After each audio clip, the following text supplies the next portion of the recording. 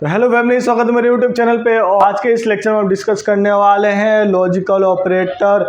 तो अभी तक हमने डिस्कस कर लिया है यूनरी ऑपरेटर के बारे में, फिर अर्थमेटिक ऑपरेटर के बारे में, फिर आया बिटवाइज के बाद हम लोग अब कवर करने जा रहे हैं लॉजिकल ऑपरेटर के बारे में। तो ये कवर हो गया है, अर्थमेटिक कवर हो चुका है एंड बिटवाइज ऑपरेटर कवर हो चुका है। तो आज डिस्कस करने वाले हैं लॉजिकल ऑपरेटर के ऊपर। तो सबसे पहले मैं बता देना चाहता हूँ, लॉजिकल ऑपरेटर 3 होते हैं। पहले होते हैं नॉट, दूसरा होता है एंड और तीसरा होता है और। ठीक है, देखिए इसमें क्या था, बिटवाइज में केवल क्या था, वन सिंबल था, बट इसमें क्या है, डबल सिंबल है। याद रखना हमेशा, यहाँ पे भी सिंगल था बिटवाइज में, बट यहाँ पे क्या है, डबल है।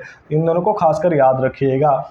देखिए नॉट है वो क्या है, यूनरी ऑपरेटर के हिसाब से इसका मतलब यूनरी ऑपरेटर है। तो यूनरी ऑपरेटर का मतलब सबसे पहले अगर जो कोई एक्सप्रेशन में नॉट आएगा तो सबसे पहले नॉट सॉल्व होगा। फॉर एग्जांपल जैसे कि मैंने लिखा है x equal to not x greater than या फिर 5 ग्रेटर देन 6। ठीक है, और एक चीज़ और बता देना चाहता हूँ, जो इसका रिजल्ट आएगा वो ट्रू एंड फॉल्स में आएगा। किस में आएगा, या फिर ट्रू में आएगा या फिर फॉल्स आएगा।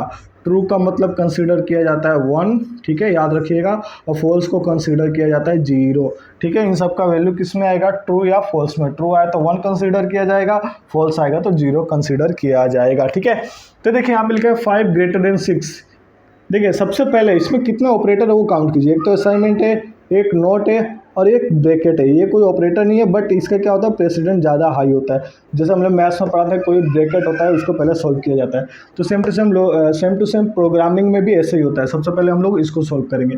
तो इसमें देखेंगे 5 ग्रेटर देन 6, क्या ये ट्रू है या फॉल्स है, जल्दी बताएं। यस, ये क्या है, फॉल्स है। और इसने क्या बोला है, अब देखिए ये पूरा एक्सप्रेशन का रिजल्ट क्या आया, फॉल्स। ठीक है, तो ये अब ये ऐसा लिखा है।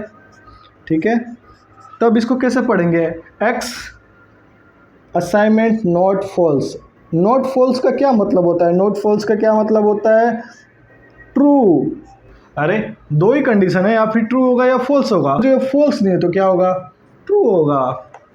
ठीक है, तो ट्रू होगा तो इसमें जाके x में क्या स्टोर हो जाएगा, x में स्टोर हो जाएगा 1। ठीक है, आई होप आपको क्लियर हुआ होगा कि ये यूनरी ऑपरेटर किस तरह से वर्क करता है। ठीक है, ट्रू एंड फॉल्स में एग्जीक्यूट होता है और स्टोर होता है 1 या 0 में होता है। किस तरह से एग्जीक्यूट होता है, और जैसे कि नॉट फॉल्स लिखा है तो नॉट फॉल्स नहीं होगा तो क्या होगा, ट्रू होगा। अगर यहाँ पे नॉट ट्रू लिखा रहता तो क्या होता, फॉल्स होता। ठीक है, तो ये दो कंडीशन याद रखिएगा। यहाँ पे लिख भी देता हूँ, अगर जो नॉट ट्रू हो तो क्या आंसर आएगा, फॉल्स आएगा।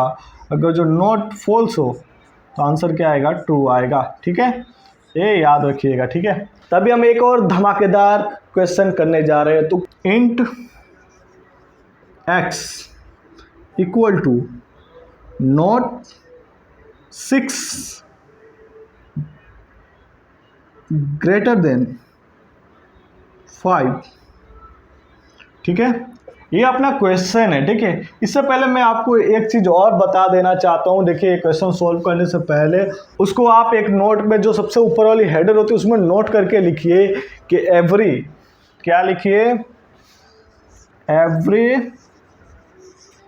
Non zero value consider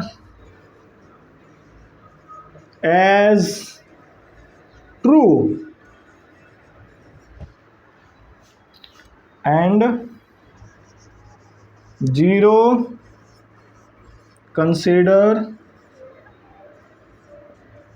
consider as a false। ठीक है, इसको आप बहुत अच्छे से नोट करके कहीं पे लिख लीजिए, क्योंकि बहुत ज़्यादा इंपॉर्टेंट रखता है। ठीक है, देखिए कोई भी वैल्यू अगर जो 0 हो तो 0 को क्या कंसीडर किया जाता है, फॉल्स कंसीडर किया जाता है। ये अपने दिमाग में अच्छे से बैठा ले। अगर जो कोई वैल्यू लिखा है, मैंने 5 लिखा है, तो ये बताइए कौन सी वैल्यू है, ट्रू है या फॉल्स है, आप बताइए, जल्दी बताइए। मैंने वहाँ पे 5 लिखा है, ट्रू है कि फॉल्स है। ठीक है, ट्रू है कि फॉल्स है। ठीक है, अच्छे से सोचिए, मैंने स्टेटमेंट लिख चुका हूँ। हाँ राइट, ये क्या है, ये क्या है, ये है ट्रू, क्योंकि ये क्या है, नॉन जीरो वैल्यू है, मतलब जीरो नहीं है। जीरो के अलावा जो भी नंबर आएंगे वो सब किस में एग्जीक्यूट होंगे, ट्रू में एग्जीक्यूट होंगे। चाहे मैं लिखूँ 6 क्या कहलाएगा, ट्रू कहलाएगा। 10 भी ट्रू, 33 ट्रू, ठीक है। बट जैसे ही मैं जीरो लिखूँ, ठीक है, ये कंसीडर क्या होगा, एज अ फॉल्स। जीरो के अलावा जितने भी नॉन जीरो वैल्यू है वो क्या होंगे, ट्रू कंसीडर किए जाएंगे। ये जो मैंने स्टेटमेंट लिखा है, इस स्टेटमेंट के ऊपर जो भी ये डिस्कस किया आप इस पे लागू कीजिए, तब आंसर आएगा, ठीक है।